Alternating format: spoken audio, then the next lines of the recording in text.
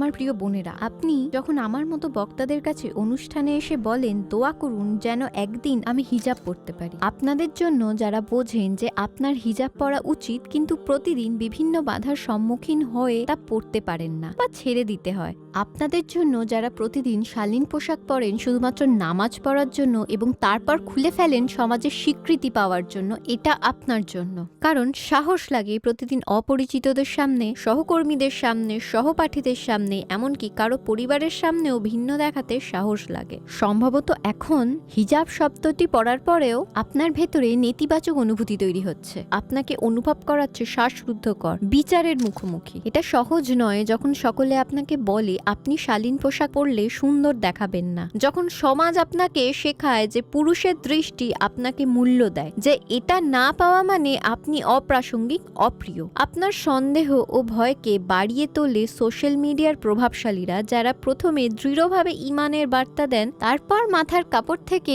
চুল বের করে দেন, অবশেষে মাথার স্কার্ফটি খুলে ফেলে তারা বলেন কত মুক্ত অনুভব করছেন। হিজাব পরলে আপনাকে কি কুৎসিত লাগবে? আপনি হয়তো ভয় পাচ্ছেন মানুষ আপনাকে কিভাবে দেখবে এবং কেমন আচরণ করবে যদি আপনি বদলে যান, কারণ কুমন্ত্রণা আপনাকে ভয় দেখাচ্ছে এইসব চিন্তা দিয়ে। যদি আমি বিয়ে না করতে পারি বা চাকরি না পাই, আল্লাহ কি আমার জন্য এমনটাই চান? তাই আপনি অনুভব করেন যে জীবনের এই পরিস্থিতিতে আপনার হিজাব পরা উচিত হবে না। আপনার মধ্যে ভয়, সন্দেহ, কারণ, অজুহাত জাগতে শুরু করে। ঠিক আছে, চলুন এগুলো দূর করি, এক মুহূর্তের জন্য এগুলো দূরে সরিয়ে রাখি। চলুন থেমে বলি আউযু বিল্লাহি মিনাশ শাইতানির রাজিম। আপনি জানেন এই কণ্ঠগুলো আপনার নিজের নয়, এগুলো আপনাকে ব্যাখ্যা করে না। আপনাকে মিথ্যে বলা হচ্ছে সবচেয়ে বড় মিথ্যেবাদীদের দ্বারা। আপনাকে বলা হচ্ছে যে আপনার পরিচয় আপনি নিজেই তৈরি করেন, আর আসল আপনি হয়ে উঠলেই আপনার জীবনে অভ্যন্তরীণ শান্তি ও আনন্দ আসবে, এবং তা শুরু হয় ছোট পোশাক।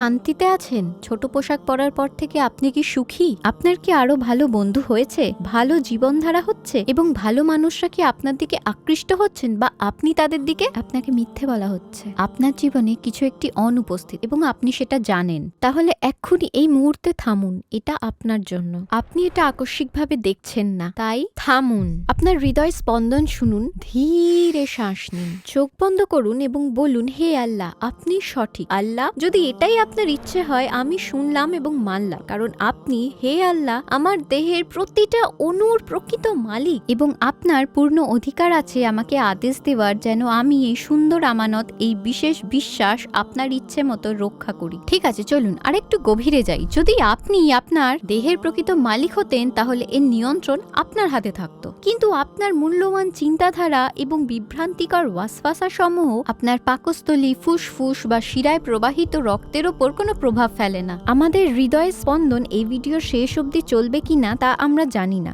যদিও আমরা আলাদা কিছুই করি না, এই স্পন্দনের জন্য জীবন চলতে থাকে। আমাদের শরীরের প্রকৃত মালিক প্রতিটি মুহূর্তে এটি নিয়ন্ত্রণ করেন, তিনি একে জীবিত রাখেন, আমরা নই। তিনি আমাদের এর যত্ন নেওয়ার দায়িত্ব দিয়েছেন, এটি কোথায় যাবে, এর ভেতরে কি প্রবেশ করবে, এবং এটা শুনে রাখুন একদিন প্রকৃত মালিক এটিকে ফিরিয়ে নেবেন, এবং সেদিন আপনি এক ধরনের হিজাব পরবেন, চান বা না চান। সেই তুষার শুভ্র কাপড় আপনার উপর জড়ানো হবে শালীনতার জন্য। এই মালিক সমাজের নির্দেশনার মাধ্যমে চান আপনার শরীরকে রক্ষা করতে সেই সব মানুষদের কাছ থেকে যাদের এর প্রতি অধিকার নেই। ইয়া আল্লাহ, কিন্তু চলচ্চিত্র, বিজ্ঞাপন, টিভি শো, বন্ধুরা সবকিছু আপনাকে ভুলিয়ে দেয়। তারা আপনাকে ভিন্নভাবে ভাবতে বাধ্য করে, বলতে থাকে তুমি এত সুন্দর, তাহলে একটু ছোট পোশাক পরতে ক্ষতি কি? দেখুন, যদি এই পৃথিবী চিরস্থায়ী হতো আর মৃত্যু সবকিছু শেষ, তাহলে আমি আপনাকে এসব কথা বলে সময় নষ্ট করতাম না, কেবল কাঁধ ঝাঁকিয়ে বলতাম, বোন আপনার যেমন ইচ্ছা তেমন থাকুন। কিন্তু বাস্তবে মৃত্যু আমাদের দিকে আসছে, আমাদের কবরের দরজা ইতিমধ্যেই খোলা, এবং কবে আমরা প্রবেশ করব তাও নির্ধারিত হয়ে গেছে, এবং যে কোনো মুহূর্তে। মৃত্যু কি এখনই আমাদের চারপাশে নেই? তাই আমি সরাসরি বলবো, শালীনতা মানে শুধু হিজাব নয়, এর গভীরতা আরো বেশি। এটা আমাদের চারপাশে এক অদৃশ্য বর্মের মতো, যা আমাদের দৈনন্দিন জীবনে রক্ষা করে। যখন আমরা আমাদের রূপ নিয়ে চিন্তা করা বাদ দিতে পারি, আমরা একটি অভ্যন্তরীণ অভিজ্ঞতার উপহার পাই এবং নতুন প্রশ্ন করা শুরু করি। যখন আমরা ঘর থেকে বের হয়ে ক্লাসে যাই বা ব্যবসায়িক মিটিংয়ে যাই, আমাকে দেখতে কেমন লাগছে এর পরিবর্তে জিজ্ঞেস করুন, আমি কে? পরিবর্তনশীল ফ্যাশনের অনুসারী হয়ে থাকার পরিবর্তে অথবা পোশাকের র্যাকে বা প্রসাধনীর শেলফে সাফল্য খোঁজার পরিবর্তে নিজের ভেতরে তাকানোর প্রয়োজন বেশি, সেই চিরন্তন সত্যের সন্ধানে। নিজেকে জিজ্ঞেস করুন, না আমি আমাকেই জিজ্ঞেস করব, আমি আজ কাকে সাহায্য করব, আমি আজ আরো ভালোভাবে আল্লাহর প্রশংসা করব কিভাবে। ভালো আচরণ বলতে কি বোঝায়? আমি চাই এটা আপনার জন্য, আমার জন্য চাই। হে আল্লাহ, রক্ষা করুন আমাদের কামনার থেকে এবং সর্বোত্তম পথ দেখান। আমাদের বাহ্যিক বাস্তবতা পরিবর্তনের জন্য অভ্যন্তরীণ জগতেও পরিবর্তন আসে, এবং যারা এখন আপনাকে বিভ্রান্ত করছে তারা আপনাকে এই পথ থেকে সরানোর চেষ্টা করবে। আপনার কিছু বন্ধু বলতে পারে, হিজাব তোমার জীবনের অনেক দরজা বন্ধ করে দিতে পারে, তুমি কি নিশ্চিত? তাদের কথা নিয়ে চিন্তা করবেন না। আপনার জানা উচিত, যদি কেউ নিজের পছন্দের কিছু ছেড়ে দেয় যা ক্ষতিকর, তার মানে সে কঠিন কিছু গ্রহণ করছেন যা আল্লাহ পছন্দ করেন। প্রতিদানে মহৎ পুরস্কারের প্রতিশ্রুতি। তাই সেই সব ভ্রান্ত বন্ধুদের ফিরে বলুন, আমি যা সবচেয়ে বেশি ভয় পাই তা হলো জাহান্নামের দরজা। আপনার মতামত ও চরিত্রই আপনাকে অনন্য করে তোলে। এমন একটা জিনিস যা আপনাকে অপরিহার্য এবং ভালোবাসার যোগ্য করে তোলে, সেটা কোনো প্রসাধনী বা প্রোফাইল ছবিতে পাওয়া যায় না। আপনার স্বভাবই আপনার মুখ ও চেহারাকে উজ্জ্বল করে তোলে।